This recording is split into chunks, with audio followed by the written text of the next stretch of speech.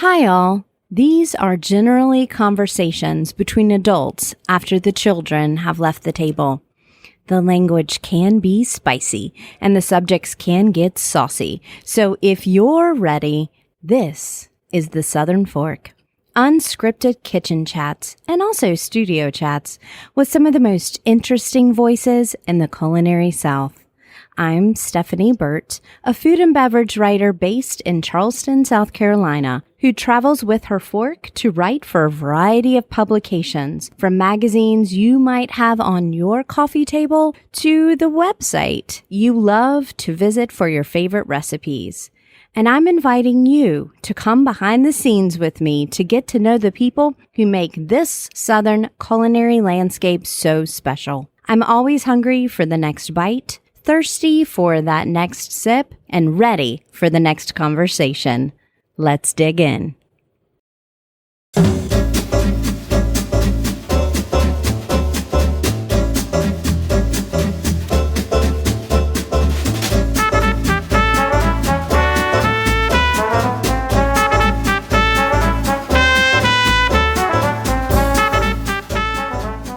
The Southern Fork is honored to be presented again this year by Townsend Automotive in Tuscaloosa, Alabama.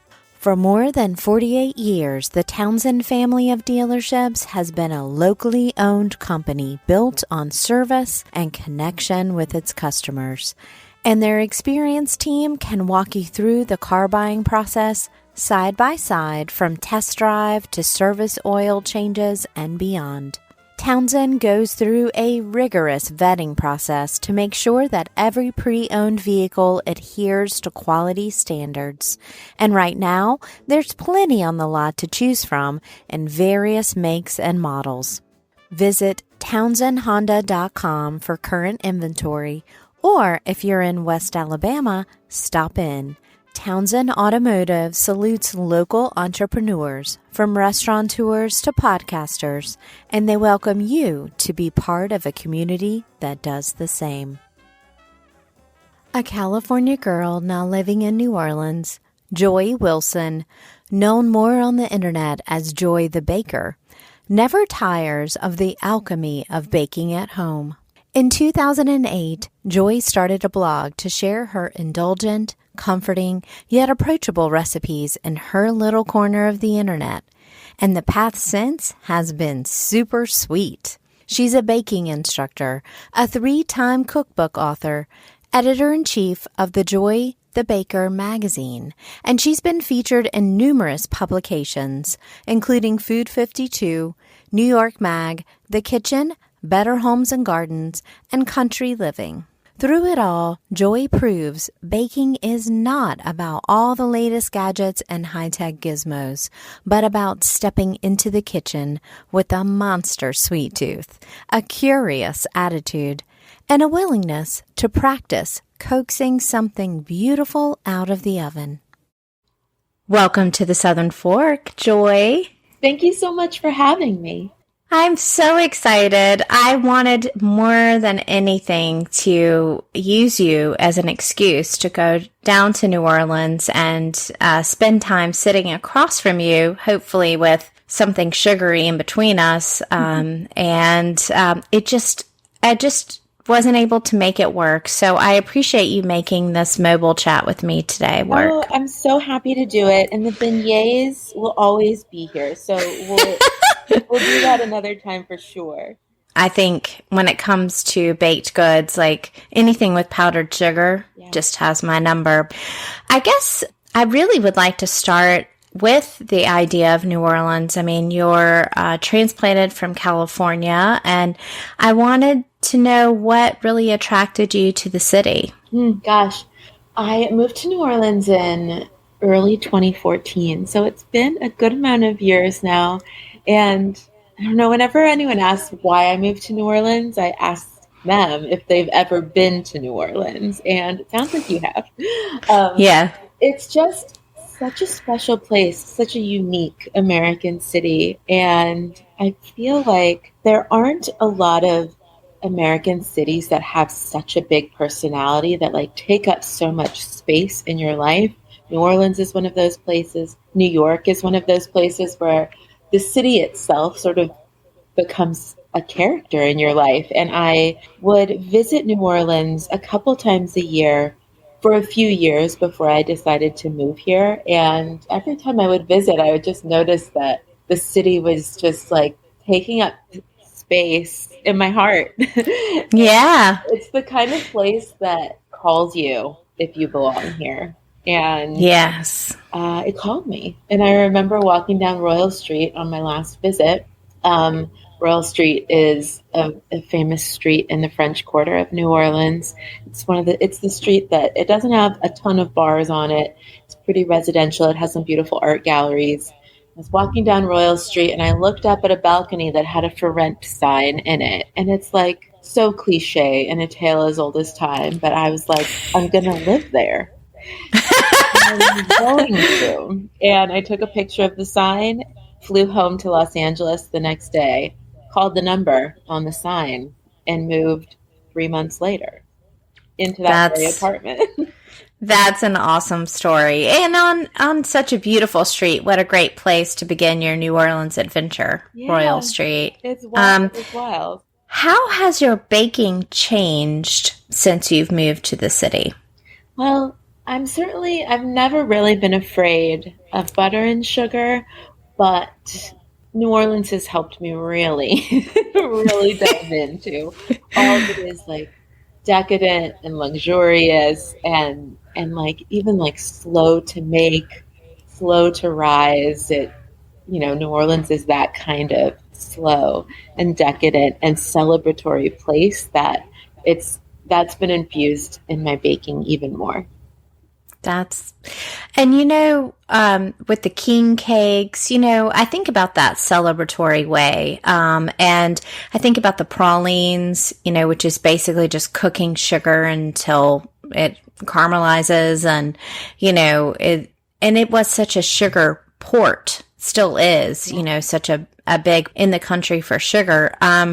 Before we get into specifics of what you like to bake and cook, I just got to be real with you. You're the queen of the bloggers. And because I remember I wasn't a full-time food writer when you started your blog in 2008. I know a lot of people that listen to the Southern Fork do food blogs and they run accounts, on Instagram, and there is this sense today that, we have to go faster and hustle and push all the time. You and I have to figure out how to do TikTok now, and then we have to do all this other stuff, and it never ends. It's this churn. But one thing I've always found so refreshing about your work is that it's actual work, and it's filled with usable content. When you started this out, did you have any idea, Joy, that you would have a staff? Oh my God, I had no idea. Are you kidding me? I was staff when I started. That's where we all start. No, I started this in 2008 and there was no way. There was no way that this was a career. And I was working at a restaurant and a bakery at the time. I had two jobs and I was like, let me just put all my recipes in this one place. And in my mind, I had a different trajectory for my work life. I thought that I was going to be a wholesale baker and sell baked goods to different coffee shops across the city in Los Angeles where I was living. Mm-hmm. And so I was trying to make that work, but I'll tell you, the margins were real tight. And I couldn't scale it enough to make it work for me financially. But the entire time I was creating recipes mostly for myself because I was also like teaching myself how to bake as I started blogging. No biggie. But the spirit was always like, here's what I tried. What have you tried? Like, let's kind of learn together. I never felt like much of an authority in those early days. It was much more of an exploration and just like a place to share recipes. And so, no, I had no idea that it would have the opportunity to grow so much. Well, and back then we were just thrilled when we got an ad. Like somebody wanted to advertise on our, what? This is so great. With the staff, and then, I mean, your business is Joy the Baker, and you're moving into a space that is now collaborative. How did that, especially with the magazine and that whole iteration, how is that working as a solo baker and then now working with some other folks that have their own ideas and are bakers and creatives in their own right? Gosh, I welcome it so much. I miss my days of working in a kitchen, as crowded and hot and loud as it is to work in a restaurant kitchen. I miss them so much because I miss the collaboration of a kitchen. Yeah. And working by myself. And so I feed off of creative collaboration, and it's been such a blessing to have that come through in different ways. And I don't necessarily get the collaboration in the kitchen that I used to get at restaurants, but collaboration in like putting together a magazine and the design in the flow. That has been really exciting to me because it also gives me an opportunity to learn a different medium, in a small way. I'm not a magazine designer now, but when working so closely with one, I can see someone else's creative process, and that's really exciting to me. It is exciting. And I mean, as a food writer first and a podcaster second, I miss that collaboration too. Yeah. I'm actually at the point now where I get to collaborate with the editors that I work with and really develop content, and project manage. But that didn't happen for a long time. And it was a lonely place, because I was used to that collaboration. Also production baker before this. Although I made biscuits. Lots and lots and lots of biscuits. Oh my God. So just the same thing over and over again, not like different stuff. But when you're talking about switching from, well, I'm asking you because it's been such a long career, but switching from different mediums and working with different people, I mean, do you think about it before you do these leaps of adding people to a staff or coming up with new ideas? Do people approach you for things like delicacies, the jewelry line that you have? Or do you imagine and manifest with a vision board? I think everybody is fascinated with like, how the hell did you do this, Joy? Gosh, there's no vision board. Maybe that would give me a little bit more structure. Maybe I do need a vision board. No, I feel honestly, there might be a vision board. I think my whole house is the vision board. Yes. So I think I just surround myself with the vision board. And I think very much about it before I take leaps in terms of growing my team, because Joy the Baker started as just me, and now we have a small team of 4 or 5 people. Maybe perhaps it's a little bit of the control. I won't say freak, that's a weird word.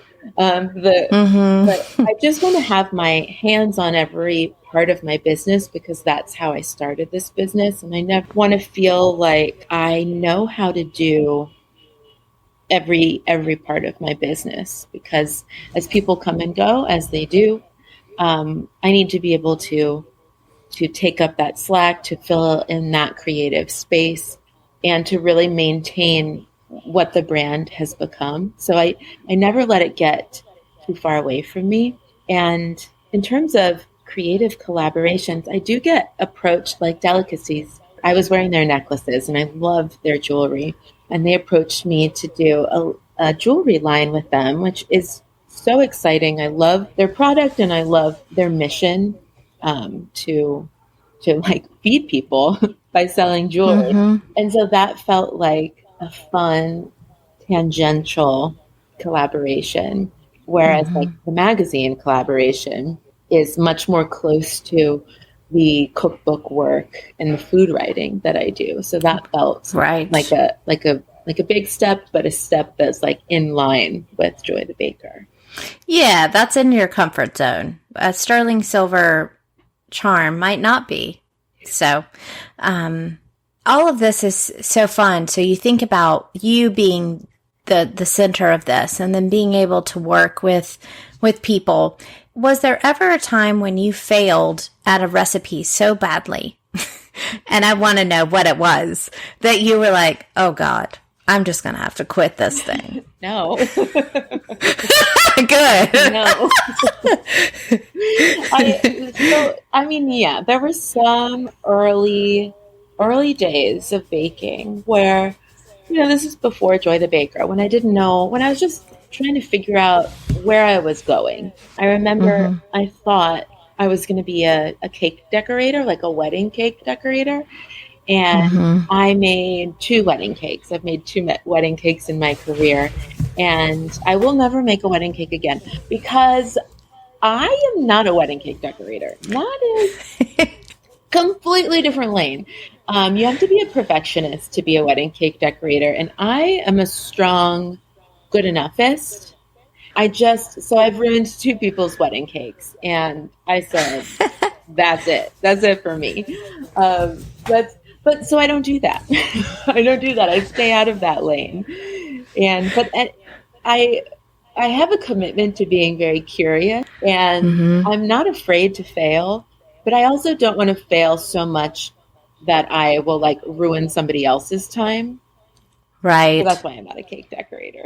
Yeah. So I have to talk out of school for a minute about myself. I did a partnership maybe last year or 2 years ago with Wilton. Okay. Which is a wonderful cake decorating company, for you can buy it at Michael's or whatever. And they sent me some stuff and here, we want you to try this stuff and just see what you think and, work with it and let it, post something or talk about it.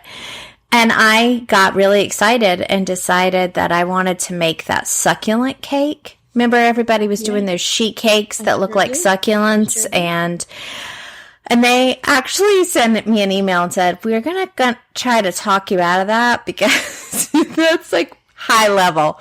So they sent me the original thing and I decided to make my family's Christmas red velvet cake and I was going to decorate it with these different tips and colors. It was a disaster. And I remember I basically almost stained my mom's countertops with the gel color. I was getting extremely agitated and it looked so horrible. And I remember my dad said, just hold it way back and I'll take a picture of it. It looks good. Yeah, he was like, it looks okay from here. No. So I understand that feeling of, no, I'm not ruining anything else like that. But you have favorite ingredients, and baking is very precise, but it never feels precise when you write, Joy. It feels very, not collaborative, but convivial. Like you're there with us going, you can do it. Yeah. This is how I did it. If you flip this out and it doesn't quite stick, you can just, patch it. Yeah. And it's okay. Do you have any ingredients, and I know we'll talk about cherries, but any ingredients that are just your favorite that you wait for, either seasonal fruit or something that, is just your jam? Like I love almond flavoring, and I know it's a very divisive flavor. Yeah. First of all, think that it's such a compliment to me that you read my recipes in that way, because I always say in my hope for the last 14 years of my work is that my recipes feel like a pep talk for people in the kitchen. That's right. That feels fair. That feels wonderful to me. And in terms of ingredients, I love almond extract too. And I don't know, maybe it's like a Southern thing. It's also an Italian thing. I don't know where it originates, but I know that the wedding cake flavor down here has almond extract in it, and that's what I want. That's what I want. I love and you got those New Orleans snow cones. They're the wedding cake flavor too. I love it. What ingredients do I wait for and do I love? There are the elusive ingredients like sour cherries and Concord grapes that are so hard to get down here. but I like yearn for them, but Mm-hmm. it's hard to get. I love okra living down here now, and blackberries and blueberries are so fun to go out and pick in the summertime and bake with. I went blueberry picking in Mississippi a couple weeks ago and then made blueberry muffins, and I was like, this is so charming. Also, you lost 4 pounds of water weight in the hour it took, right? If you're picking a few weeks ago, right? Just about. We knew to go at the crack of dawn. Pretty smart. And we missed the rain showers too. Now, why do you love cherries as a symbol for Joy the Baker? Because that is your delicacy's charm. Yeah, cherries is a symbol of Joy the Baker, and so are strawberries. I just think they're the most sweet and tender berries that make some of the most delicious baked goods. Mm-hmm. It's as simple as that. No, that's pretty simple. What are some of your favorite cherry recipes, like that people could look up on the blog if they were inspired after this? My favorite cherry recipe is a cherry lemon icebox cake. It's no bake. It's made with graham crackers and lemon curd and frozen cherries. And the way that graham crackers can turn into basically cake layers when combined with heavy cream and sweetened condensed milk is a true gift. Love the play of sweet lemon curd and tart cherries. It just is like so refreshing. It's one of my favorite recipes on the site. It sounds so good. And I was the child who really wanted to drink the sweetened condensed milk out of the can. Yeah. It's such a treat. I found out that Tres Leches was basically, had a whole can. I was like, we need to have this cake,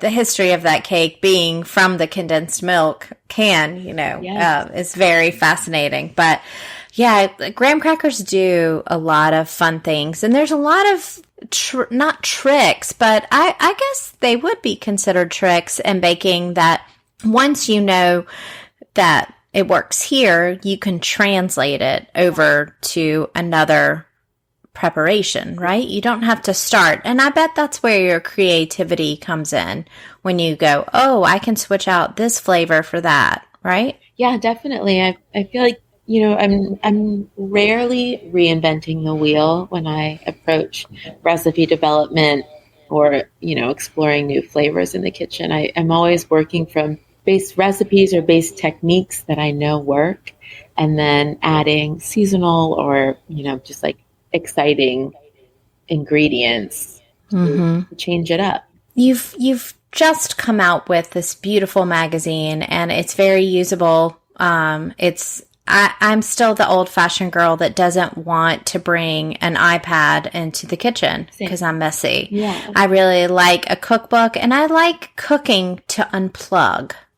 I put on music or a podcast, not my own because I'm not that creepy. Although I listen to them to make sure, like what's going on. Yeah. But I don't cook to them.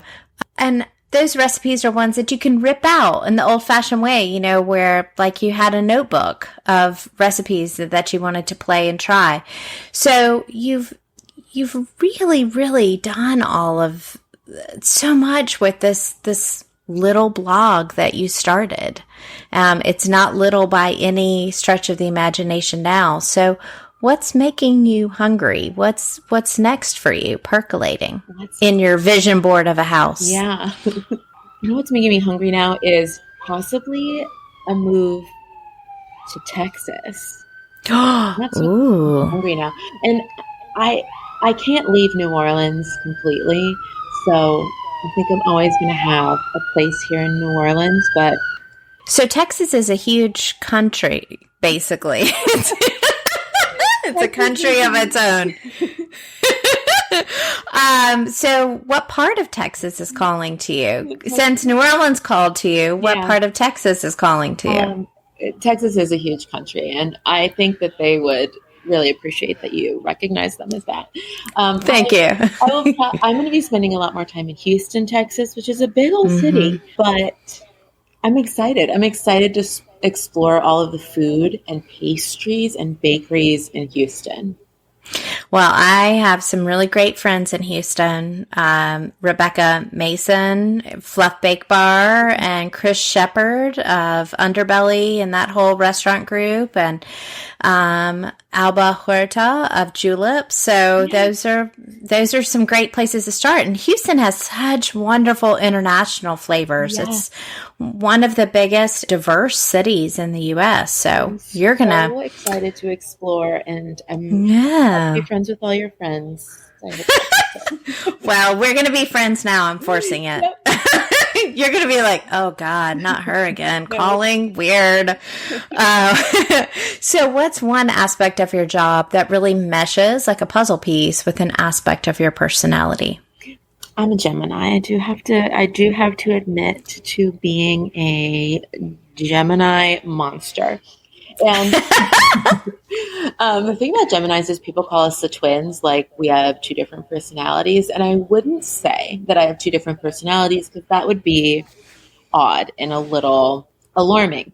But I do have Joy Wilson, and then I have Joy the Baker. And they both love to cook. They both love to bake. They're both very into food. But I think what works for my business and having like sort of me be my business is that I get to separate the two. I get to like be Joy Wilson and like go off on a motorcycle with my boyfriend. And then I get to be Joy the Baker, who's like fully invested in your baking journey and like doing that with you. And I think that helps me balance my work and my business and my personal life is like being a trash ass Gemini and being two people. When you're Joy Wilson, you can get inspiration that you can take back to Joy the Baker. Absolutely. And you need both of those. You definitely need both of those. You don't want to mine your personal life for your professional one all the time. Not all the time. So, no, just sometimes. But people can tell if you're authentic. And what is one thing, and this is a quick fire question, keeping you up at night? Coffee. The thought of coffee the next morning.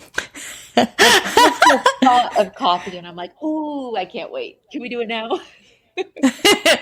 Okay, so what's the coffee ritual? Do you do a pour over? Are you a French press person? Do you have a drip? What? Oh my gosh. I just have a cheap drip coffee machine, and I don't care what kind of coffee goes in it. I just love it. But I did used to be more of a coffee snob. I used to be a barista in a past life being like 2 decades ago. And I had a whole pour over coffee phase. I was a coffee snob for a few years, but I got over that. And now I appreciate the fancy pour over coffee for sure, but I don't need it in my everyday. I just love some drip coffee from my little percolator machine with a little bit of almond milk in it. And like 5 times over. Well, I mean, it's all about the hot liquid caffeine, and that smell. Yeah. I think just the scent of coffee alone is enough to kind of start my day on the right foot. I agree. Okay, so this is something that I reserve just for Southern Fork guests, and I will not be baking anything for you for this today. I'm so sorry. Because I'm just too intimidated. But I have a magic picnic basket. And in this picnic basket, instead of a death row meal, I want to bring you some things that bring you life. So I can time travel. I can go back and conscript anybody to make just one more bite of something you'd really like to have again. I can source for you those Concord grapes and tart cherries. I gotcha. And I can cook a little bit, maybe some fried okra, although I'm pretty sure you get some delicious stuff down there. But I would love to bring you some of your favorite things. So what can I pack your basket with? Oh my gosh, what's in my basket? This basket would probably make me cry. So in my basket would be a slice, like a big hunk of my Aunt Dee Dee's 7-Up pound cake. It would be a little burnt around the edges. She always burned her cakes a little bit because she was blind, like she could not see. But she still baked, and she was in was an incredible baker, and she taught me a lot about baking. But sometimes, most of the time, her cakes were burnt around the edges, and we all just learned to love that. So, we have a Mm-hmm. big edge of Aunt Dee Dee's 7-Up pound cake sheet cake. And then a hamburger from my grandmother. She used to make hamburgers every Friday night. So one of those would be fantastic. As well as, now this is like going off the rails and coming up to recent day, but the best barbecue I've ever had in Texas was at Bodacious Barbecue in Longview, Texas. And I took pictures of my plate, and I think about it more than I care to admit.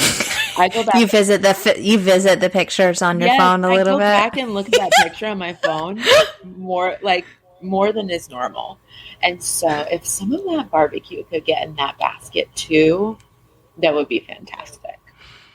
I can definitely do that. I can put you a nice, beautiful cup of coffee, maybe even the pour over kind. And a cup of coffee. And yeah, but is there any other beverage that you would like besides coffee? Well, like a bottle of whiskey and a cup of black coffee would be perfect.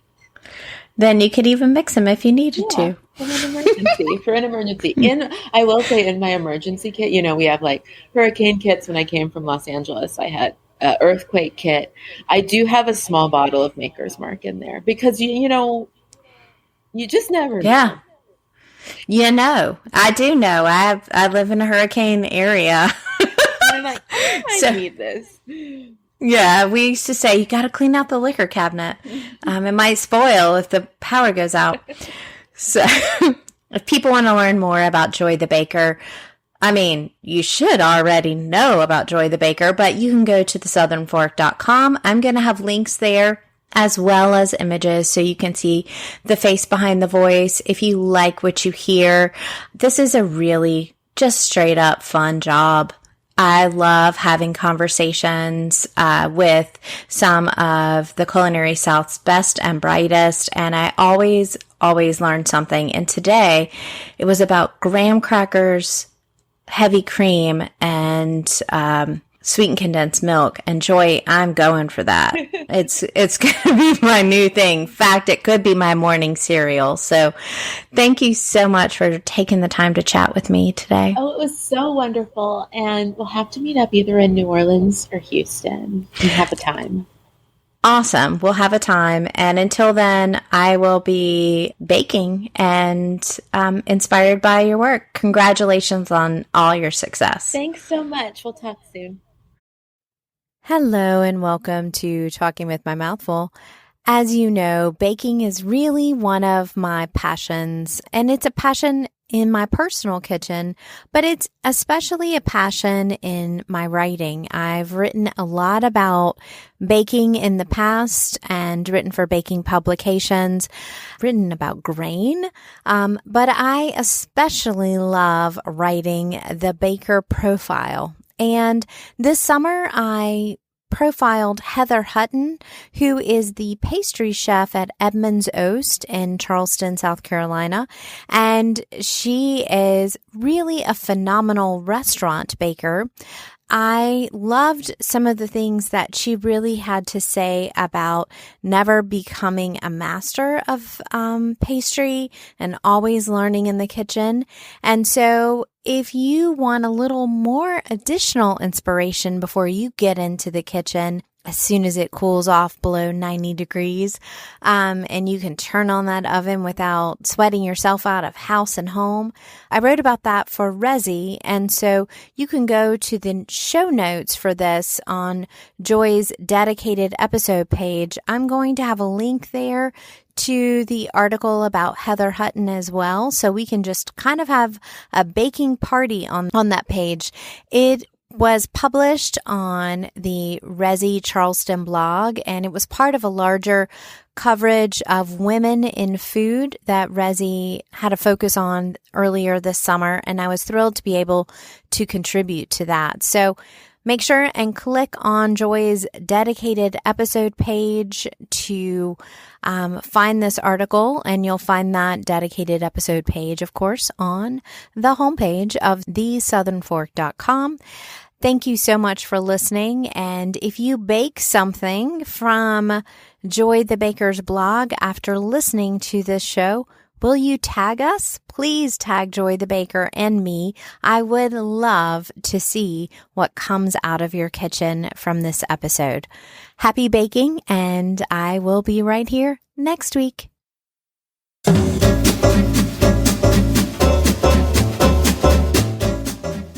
You've been listening to The Southern Fork. I can't wait to bring you more culinary conversations, but in the meantime, I have one question. Are you going to eat all that?